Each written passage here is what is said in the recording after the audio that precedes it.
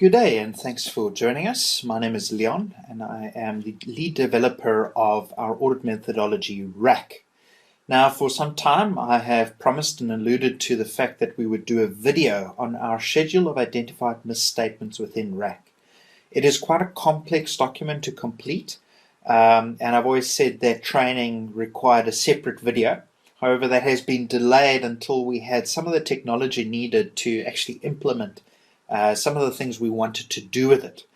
There's a lot of that in place now. There are still some future advancements that we want to make the document even better. But for now, here is what is coming with the next update of Draftworx sometime in July of 2015. Hopefully after watching this video, you'll have a good idea of what is needed and what one needs to do. Now, firstly, we have the guidance sheet that pretty much remains unchanged. What is important is that there is a requirement that you reassess materiality before beginning your work in the schedule of identified misstatements. Now, that caused some issue because on the one hand, you want to capture identified misstatements, and the way we programmed it was preventing some of that from happening. So that's now been overridden. So there is just a question on the guidance sheet, just asking you to confirm that you have in fact gone and reassessed materiality before you begin the final assessment process within this document. The reason for that, it's an ISA requirement. You've completed the audit, you've identified all these misstatements, but let's just go and confirm that we're happy with materiality. So this value should in all likelihood change. There we go, you can see the formula. That should change once you've signed off the 02.05 document, which is just our materiality summary. And it might be that you don't need to change the value, that's fine. Those are the options in 02.05, but you need to have demonstrated that you've actually done something, that you've actually reconsidered that materiality. Now, in the past, the next sheet was a selection sheet to select how many various adjustments you're wanting to include. That's no longer in place. The next sheet is straight to the misstatement list, and this is some of the stuff that we've been able to improve. Now, firstly, when I open up this document, you'll just note the applicable materiality at the moment is sitting just all with a 1. The reason for that is that I haven't gone and assessed materiality in this file. So that's not a problem. Generally, you would just go and select which materiality is applicable. So is it overall or one of your specific materialities? So go and make the selection with this drop down, and then that carries through to the file. Since I just have it as 1, let's leave it as 1 for now. The other thing that I want to note is that actually what I've done is this is a roll forward file. So I have a 2015 file that I've rolled over to 2016. However, none of the prior year adjustments are coming through. And I just want you to have a look at the cell over here. It's just saying that please note that this document will not update and roll forward correctly until 11.15 has been signed off as reviewed. Now, the way that we've done the rolled forwards is we've tried to make it fairly user-friendly, but we need a reference point, and that is the year that's been completed. So since 11.15, if we have a look at that, is the engagement team discussion agenda document. What is happening on this document is we are bringing some other information in from prior year. So this becomes a reference point in the file. So what we're saying is that you should have at least opened 11.15 before you get to 02.10.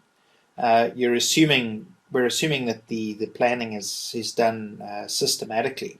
So until 11.15 has been opened, we're actually not going to show any prior year. Or what you might find is that the incorrect prior year information is there. And that is what this warning is for. Okay, so when I open 11.15, I don't need to physically do anything. I can just go back to 02.10. And what you'll immediately see is there's now some information on this workbook. Okay, so at this point, the warning doesn't go away because I've not yet signed off 11.15 as reviewed. And what's important here is that while I can go and do whatever I want, if I don't sign off 11.15 as reviewed, that information will not carry forward to the next year. So it's very important, please make sure that 11.15 is actually signed off. And I need to log in as a manager, so it's looking for at least a manager sign off. Set as reviewed. I can close 11.15. Okay, and that warning has now gone. Okay. The next thing that we just want to ask you to do is please just go and do make sure that all the correct adjustments have actually carried forward from the prior year. We do make every effort to ensure that everything carries over, but please just cast an eye on it and make sure. We don't want a situation where things have gone incorrectly, or maybe the correct sign-off wasn't in place last year. There could be one or two things that go wrong. So please, just a quick look will be very, very helpful in just making sure that everything is 100% on this document. Okay, so here are the disagreement and limitation adjustments that have been brought forward from the prior year. Now, we separate between disagreement and limitation adjustments. If you read the ISAs, they speak about other terminology there. However, the treatment doesn't necessarily change in terms of what that classification of the adjustment is in terms of the ISAs, but your treatment between disagreement and limitation adjustments does. Now, just a quick reference. Disagreement means you found an error, so basically what you think should have been done differs from what management thinks should have been done. So in other words, there could be a VAT error or a calculation error, or posted to the incorrect balance. Maybe it was put as revenue instead of other income. Whatever the case may be, it's a disagreement. But you as the auditor know what both legs of the entry are that you need to put through in the accounting record. So is it debit revenue, credit other income, whatever the case might be. A limitation adjustment is where you have found an error, but due to limitations of the system, limitations imposed on you by the client, so in other words, maybe they don't want to give you an answer, you don't know what the other leg of the entry is. So I know I've got a debit revenue, but I don't know what I've got a credit. That is what a limitation adjustment is. And a disagreement adjustment, very easy, go and post the journal. But for a limitation adjustment, you can't actually just go and post a journal, because you don't know where that journal needs to go. And that's the distinction between the two. And that's why we carry them through separately, and we treat them separately as we assess all of these risks. And we'll get through to that as we go. All right. Now, what we also have done is there is, you'll see there's aggregate of prior year errors identified in the current year, aggregate carried over from previous years, and aggregate carried over from previous years under limitation. Basically what we're doing is we don't want 15 years worth of journals to start accumulating in this file. So if any of these adjustments remain unadjusted at the end of this audit, the total for the prior period adjustments just gets lumped into the aggregate. If you're wanting details, go and obtain your prior year files. But hopefully at some point these things will be dealt with by management, and we'll have a look at that and how they can go about doing that in the next few minutes. So there are our prior year adjustments. If you have rolled forward correctly, all of these will be pre-populated. If you've prepared the audit previously on one of the older templates of RAC, some of these may not carry forward exactly like what you're seeing here, and that's why we say please just confirm that everything has carried over. However, there's lots of space to go and add additional ones if you want to. So let's just go and say here is an additional prior year entry.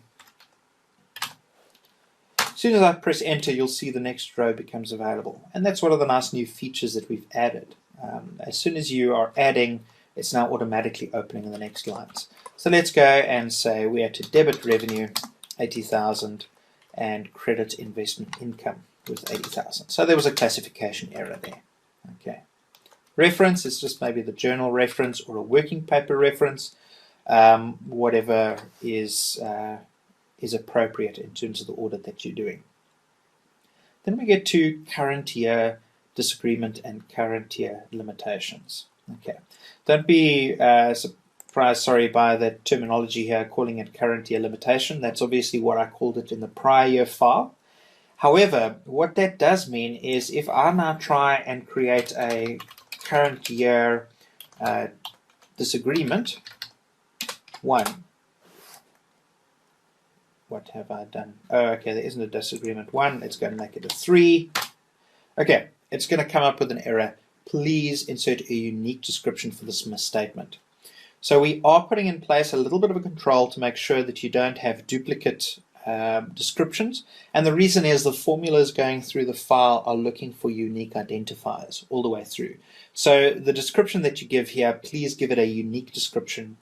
It could be entry 1, entry 2, entry 3. If you know what that is, that's fine. You don't have to write a paragraph here. Maybe preferably don't write a paragraph here. Write a short description, and your reference is a hyperlink to where you found the error or whatever other working paper there is that'll give you more information on what this journal entry is all about or what this identified misstatement is all about.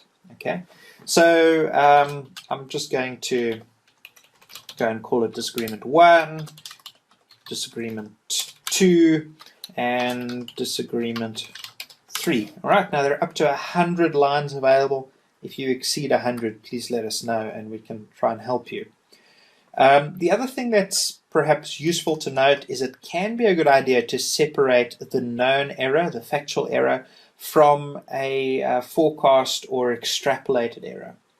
Very often the client will say, yeah, sure, we'll pass a journal for the known errors, but we're not happy to pass a journal for the extrapolated errors. And if that's what they say, then you can only process a portion of this journal. So it's nice maybe to split it between the known and the extrapolated. Also, in the audit file in general, it's useful to split those two amounts so that you can always distinguish between known and extrapolated, because extrapolated is an estimate and that may change. And we'll deal with that as well. So I'm going to call disagreement 3 an extrapolated amount, and I'm going to make a disagreement. Can't spell. Disagreement 4. Okay. The next question that it's asking us to look at is, are these individually material or immaterial? Now, what I didn't do was put a formula in to say, okay, this is now 75,000. That's more than materiality, therefore it's material. And that is not the definition of material here. It's looking at more than just the value. It's also looking at the qualitative characteristics of that error. Is it more than just material in number? So the important thing here is to go and assess very quickly: material, next line, immaterial, next line, material, next line, immaterial. Just going randomly here, and 85,000 in there, and 25,000 in there, and 15,000 in there. Okay, so there are some amounts. All right, so you will see at the moment there are only 5 components listed. Now, the reason these 5 components are listed at the moment is that these are the ones that relate to prior year. I haven't actually done a full setup of this file. I've actually not selected any components, but just to demonstrate that we are going to show the correct stuff for the roll forward, you would just need to go in the planning process. You would generally go to 10.20, and what you would do here is go and select the necessary and applicable components. So I'm just going to go and randomly select a lot. This is not a complete planning process that I'm going through, obviously. Just going to go and select the first few. As soon as I've done that, if I go back to 02.10,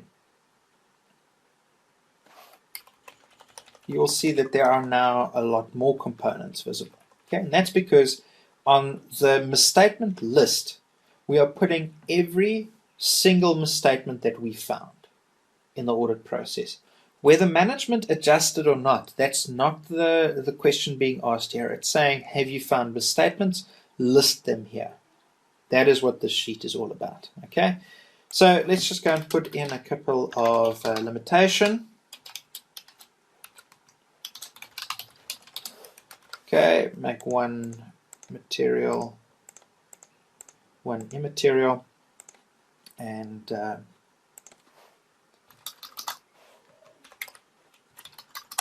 put in a couple of amounts. Now, if I scroll far to the right-hand side, you'll see immediately that these 4 disagreements, it's giving me a warning that the debit and credit legs are not equal. The reason is I've now only gone and put one leg of this entry into the journal. Okay, so we need to go and put another leg in. However, for limitation, there is no warning given to you. It is just, it's blank. The reason is you don't know what that other leg is. Okay, so let's just go and, for argument's sake, go and say that all of these adjustments actually hit payroll expenses.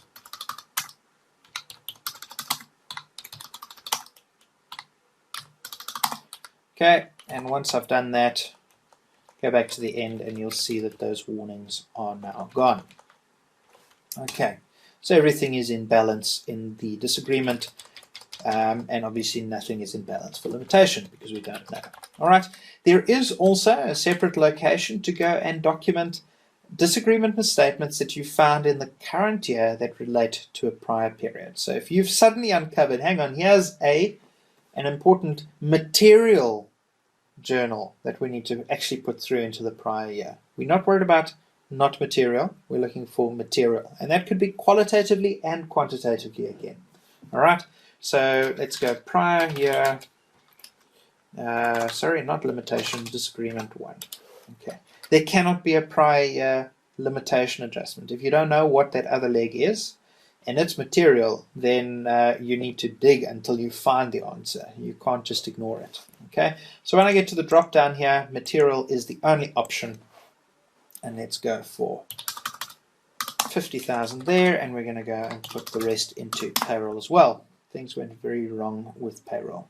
So now I've gone and captured all of the identified misstatements in the year. We've carried forward the prior year ones. We've added one because something didn't work out so well last year. And we have got all the current year limitation disagreement and the current year relating to prior period.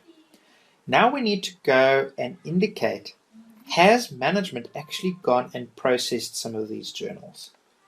So if we go to the misstatement adjustments, immediately it's a pretty blank, short, small workbook.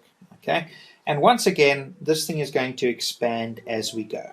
So let's just go and say, of the disagreement misstatements, just need to scroll up, they have decided, management have decided they're going to process the current year disagreement 3 and the current year disagreement 5.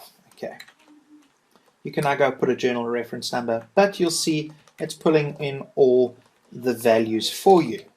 Okay, so that is what basically what impact those journals are going to have. When we get to the limitation adjustments, here we've got to think carefully. All right, because last year I only inserted one leg, so I said 80,000. Okay, but what is the other leg?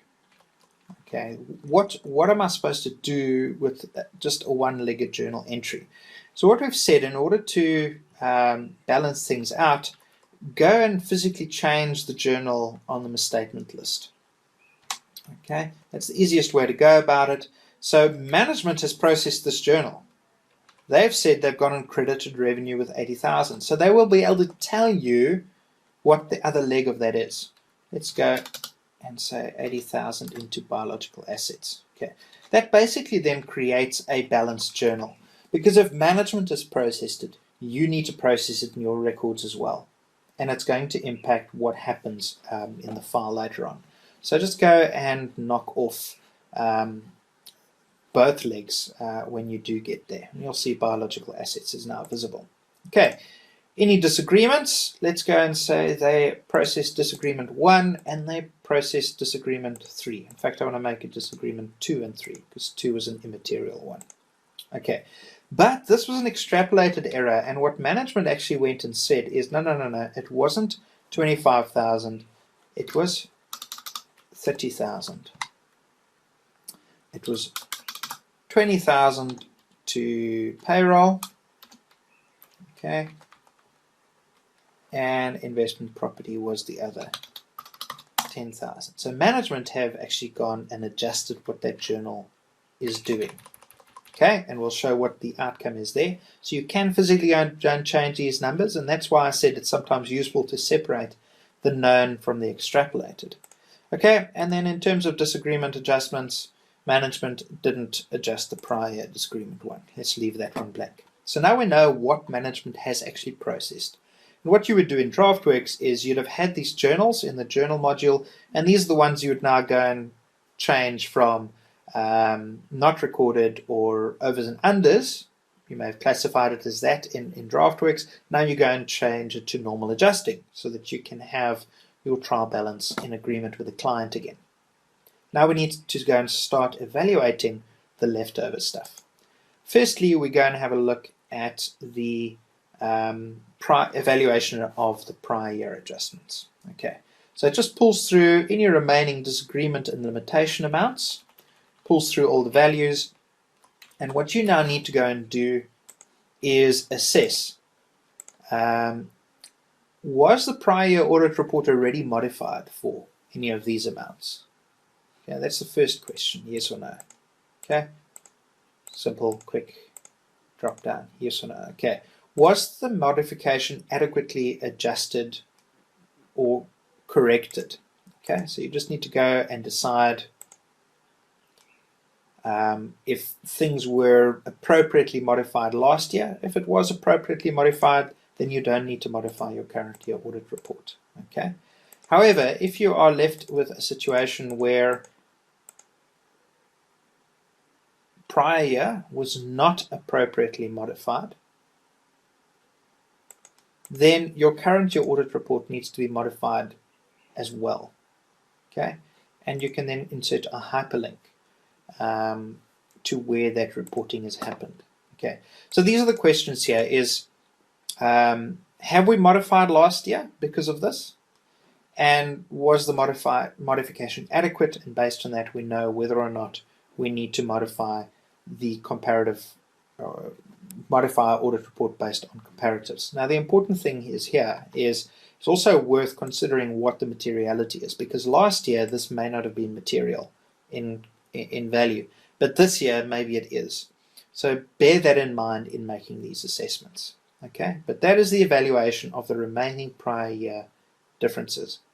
We also then need to look at the evaluation of any prior year errors identified that were in the current year. Okay, now it's asking simply, is this material? And here we look for you quantitatively, but please go and consider qualitative materiality as well. So maybe for some reason that's no. Okay, then we don't need to do any modification. But if this is material, then go and complete part 3 of the subsequent events working paper and go and insert a hyperlink to the audit report. In other words, where have you gone and made modifications, where this remaining amount is above materiality. Of course, remembering that once you get to a material amount, what you should actually be doing is going back to management and saying, well, please adjust additional items to bring the remaining difference below my materiality. Current year evaluation. All right, so I'm just going to minimize this.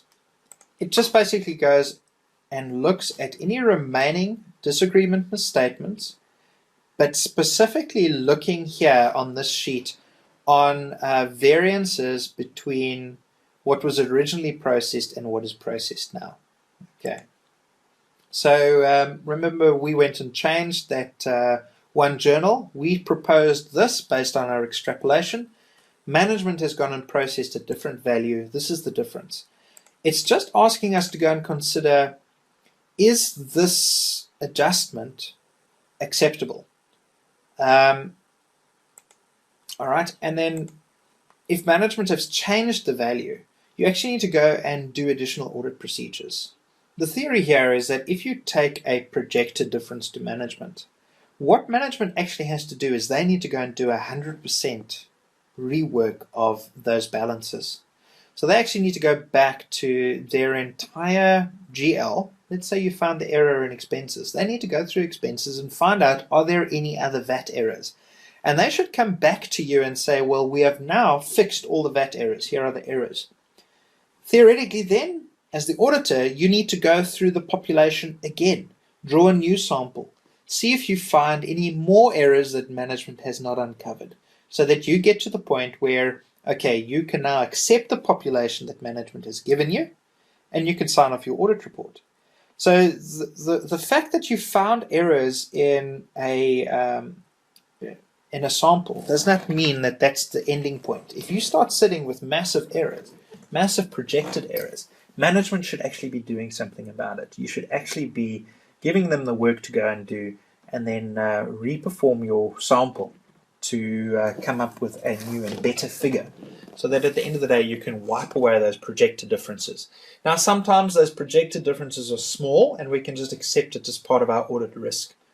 Other times those might be quite high, or maybe even more than materiality, and then we can't continue until we have gone and ensured that we're happy with the fact that our original journal has been modified, but to the correct amount. And so what this working paper is just asking us to do is comment on whether the process was followed, and that at the end of the day we're happy with the journal that management has processed. Okay, so it comes off the remaining misstatements. It's just warning us that there is a variance between what we proposed and what management passed. Then we look at the remaining material amounts in the current year, and here are the ones that pull through. Document management's reasons for not adjusting these misstatements, and hyperlink to where every material misstatement has been reported on. This is a material misstatement. If you've got things lying here, we have got to modify our audit report. It's not an option. This is material. We've said it is material. So go and document your modification. So hopefully in 99.99% of the cases, this is blank, and you can just move on. We then also go and aggregate all our remaining immaterial disagreement and limitation adjustments in the current year. Okay, so this is what the aggregation is now doing. Is the total immaterial unadjusted misstatement material? So it's just doing a quick check. Is this more or less than materiality? Because it's 1, it's obviously saying yes, this is material. The first step is management, please go and adjust additional items if you can. It may be, okay, let's go and wipe out some of these projected differences by getting an actual, so there's actually a journal that we can do and fix it, as we've discussed already. Otherwise, we need to go and assess what impact is this going to have on my audit report if I can't do more. But hopefully you can bring these values under materiality, then you don't need to go and modify. There's also an aggregate assessment, which basically is just looking at the overall impact of all the remaining differences on your statement of comprehensive income, statement of financial position, and disclosures, those separately, and it's just going to prompt you to give comment where, for instance, again, we haven't really done a materiality calculation, so everything looks material, but it's just warning you in terms of the ISAs what additional work you need to do, asking you about fraud here as well, and it's asking you about discussions with management of the schedule of identified misstatements. And what we do at the end of the day is there is a summary provided of all the remaining misstatements that have not been processed. So here are my disagreements that are individually material. So those are the ones that we're going to have very strong discussions with management about. Here's my individually immaterial, but perhaps they could have been in aggregate material, as we've looked at. Then limitations, and then just the aggregate brought forward from previous years. That again carries forward to the following year. So that's all those prior period errors that are remaining. As I say, if you do need to go back and adjust things later on, you can go and pull out your previous audit files. But that's the process.